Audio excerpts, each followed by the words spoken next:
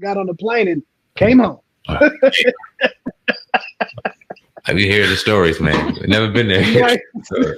I ain't gonna say who, but babies overseas and shit. Y'all ain't shit, man.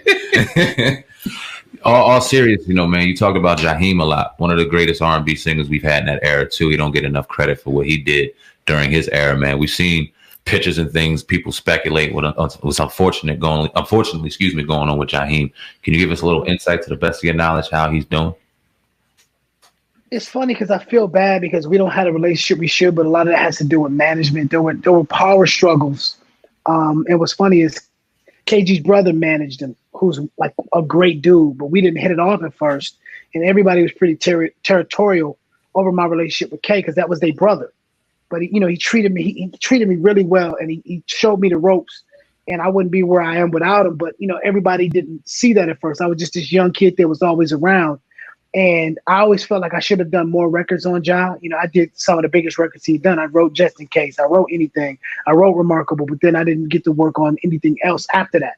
But I see him now, and I've actually seen Poop, who's a great dude. You know what I'm saying?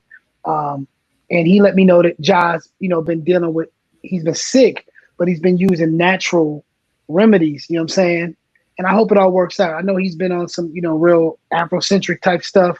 But I think he's a great dude, and people, if they knew his story and really what he comes from, they'd make a movie about it because he really comes from the street and helping to raise his, his siblings, and his mother dying when he was really young. He comes from like the bottom, and what he made of himself, self-made.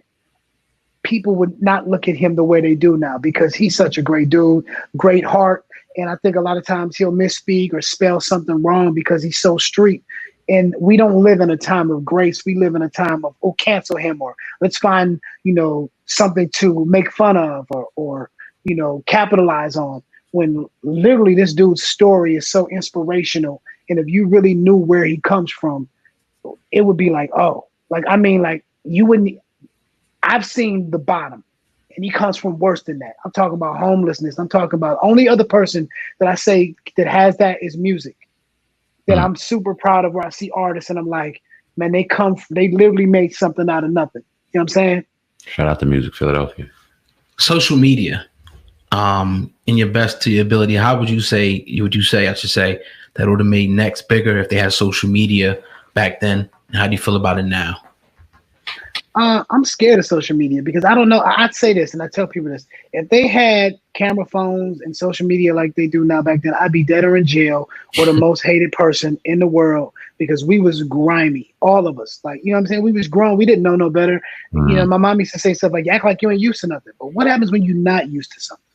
You know what I'm saying? So if there were camera phones that caught some of the things, I got naked on stage one time. It was the Roseland Theater in New York. I got ass naked because I was a kid and I just felt like, I always wanted to do this. I was on some Dennis Rodman. Like it was foolish. But if there was cameras back then, I've been in jail. You know what I'm saying? I feel bad for the newer artists now because they get in front of a camera and they say things. And again, we're not in a time of grace.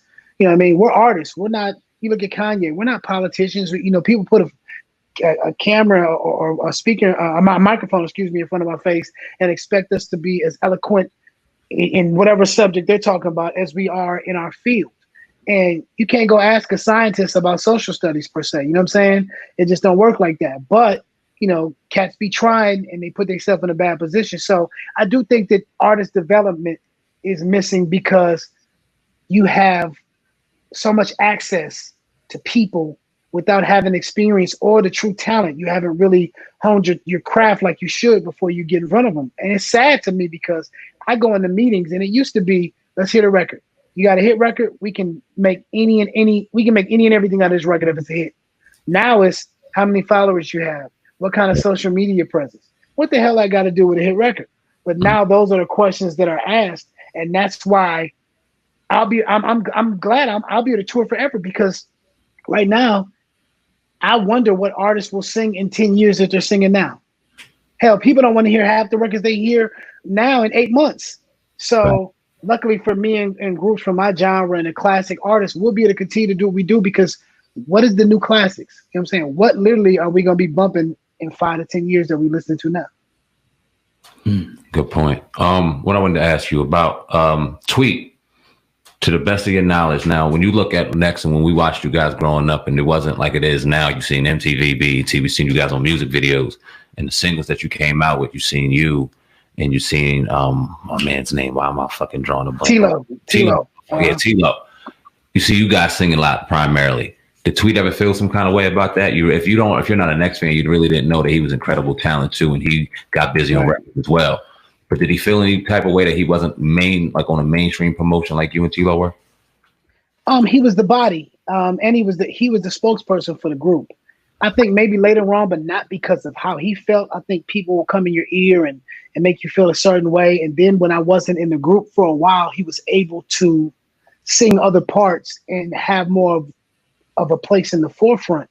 And I think that he probably misses that a little bit now, but I always knew how dope Tweet was. It was just that, and it got to a point, everybody wilding a little bit. He might be smoking a little bit, back in the day, stuff that he doesn't do now, but he was, partying. So we were splitting it evenly. You know what I mean? So if we all splitting it, if we all ain't doing the same amount of work per se, and we all still eating the same, there really isn't an issue. Tweet is one of the coolest, most laid back dudes for the most part. So he was just like, man, listen, do you? He co-wrote Too Close with me. And then later on, he just had other passions. He was into sports. He was into karate. He was into, meditation and things like that. My only issue is I wish that people knew his impact on the group, because they do try to minimize his contributions when truthfully it was major. He was the one in the background. He was the mayor. He was the governor. He was pushing us, do this, man. Man, get some sleep. You got this. You sing it. I don't need to sing that. You do that note. Stuff like that. And that takes a lot, for somebody to be as selfless as he was and still is. Dope. Definitely. Just got a few more questions for you. Once again, we appreciate you coming out. No, take your time. We good. It's all good. Okay. Appreciate you. Kanye West. I didn't get to hear what you said, but I seen a headline. You did an interview with a young lady, and they were saying something to the effect of you sympathize with Kanye West or something. Could you clarify that? Well, it's funny because I did this interview like maybe a month ago, maybe a little longer. Okay. And again, I'm at a place of grace, and I understand artists are put in a position a lot of times, and they ask us questions that we really not equipped to answer, or they put us in a position purposely to fail so they can get clickbait. Now, I did this great interview, and I had just done something for the New York Public Schools where I had to do a performance, and Jay Farrell hosted, so I still had my microphone set up. So when I started her interview, I sang to her because she was playing one of my records. Mm-hmm. It was a positive, great interview, and all I was saying was it had just come out from somebody in Kanye's camp that he really wasn't down with Trump. He just took one for the team so that he could get in front of him to get some prison reform stuff together. And I thought that was admirable. Nothing about some of the crazy outlandish statements he be making, because truthfully, I look at it like when I get into it with my wife. I've said the meanest things, but my actions show the opposite. And sometimes I think men say stupid things. Women say stupid things. As humans, we do. But when I looked at his actions and seen that he voted all Democratic and never voted any Republican, and it donated and donated $2 million towards the fund for George Floyd, who my homeboy is the attorney for the daughter and the wife. I felt like, okay, he says some things, but I'm looking at this man's actions, and I'm gonna give him the benefit of the doubt. Well, since all this new stuff came out, she put in there that it was an older interview, but nobody's reading the caption. They're pressing play. So when they press play, they hear me, they feel like I'm defending Kanye. I'm not defending any of his misogynistic comments, any of the crazy things he says. I think he's sick.